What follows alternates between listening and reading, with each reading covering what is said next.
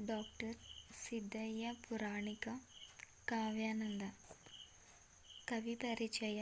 ಇವರು ಜೂನ್ 18, 1918ರಂದು ರಾಯಚೂರು ಜಿಲ್ಲೆಯ ದ್ಯಾಂಪುರದಲ್ಲಿ ಹುಟ್ಟಿದರು.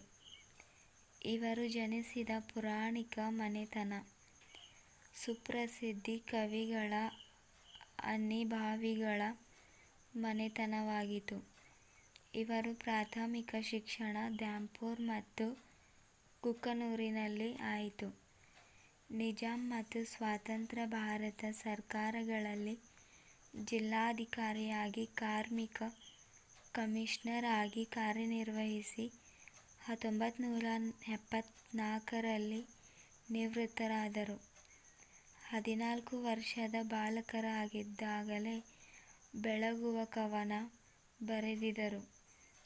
9 ಕವನ ಸಂಕಲನಗಳು, 3 ವಚನ ಸಂಗ್ರಹ, 5 ನಾಟಕ, 13 ಸಂಪಾದಿತ ಕೃತಿಗಳು, 1 ಕಾದಂಬರಿ, ಮಕ್ಕಳ ಗೀತ ಸಂಗೀತ ಸಂಗ್ರಹ, 6 ಜೀವನ ಚರಿತ್ರೆಗಳನ್ನು ಒಳಗೊಂಡಂತೆ 50ಕ್ಕೂ ಹೆಚ್ಚು ಕೃತಿಗಳನ್ನು ರಚಿಸಿದ್ದಾರೆ. ಈ ಕವಿತೆಯ ಸಾರಾಂಶ: ಈಗ ಕನ್ನಡದ ದೀಪವು ಹೊತ್ತಿತು, ಅಂದರೆ ಪ್ರಕಾಶಮಾನವಾಯಿತು. ಶತಮಾನದ ಶಾಪವು ಇಂದಿಗೆ ಮುಗಿಯಿತು. ಕಣ್ಣುಗಳಿಗೆ ಕುಕ್ಕಿಸುವಂತೆ ಕನ್ನಡದ ದೀಪವು ಪ್ರಕಾಶಿಸುತ್ತಿದೆ. ಇದನ್ನು ನೋಡಿ ಮನಸ್ಸು, ಹೃದಯಗಳು ಉಲ್ಲಾಸಗೊಳ್ಳುತ್ತಿವೆ. ಕನ್ನಡದ ಪ್ರತಿಯೊಂದು ಮನೆಯಲ್ಲಿ ಕನ್ನಡದ ಜ್ಯೋತಿ ಮಾನ ಪ್ರಾಣ ಹೊಳೆಯುತ್ತಿದೆ. ಕನ್ನಡ ನನ್ನಿಗರ ಕಣ್ಣುಗಳು.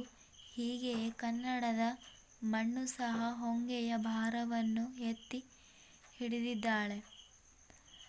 ಬೆಳಗಿನಲ್ಲಿಯೇ ಭೂಮಿ ಮತ್ತು ಆಕಾಶಗಳು ಜಳಕವನ್ನು ಮಾಡುತ್ತಿವೆ. ಆಕಾಶದಲ್ಲಿ ಕನ್ನಡದ ಮಂಗಳ ಧ್ಯಾನ. ಕನ್ನಡ ಪ್ರಾಣ, ಕನ್ನಡದ ನಿಧಾನ. ಉರಿಯುವವರು ಬೇಕು, ಇದರ ಎಣ್ಣೆಯಾಗಿ ಸುಡುವವರು ಬೇಕಿನ್ನು. ಇದರ ನೀಡು ಬತ್ತಿಯಾಗಿ ಧರಿಸುವವರು ಬೇಕಿದ್ದರು. ಸಿರಿ ಹಣತೆಯಾಗಿ, ನನ್ನ ಉಸಿರಾಗಿ, ಧರ್ಮದ ಭಾಗಿಯಾಗಿ ಯಾವಾಗಲೂ ನಿತ್ಯವೂ ಕನ್ನಡದ ದೀಪ ಬೆಳಗಲಿ. ಜನರಿಗೆಲ್ಲ ಬೆಳಕಾಗಲಿ.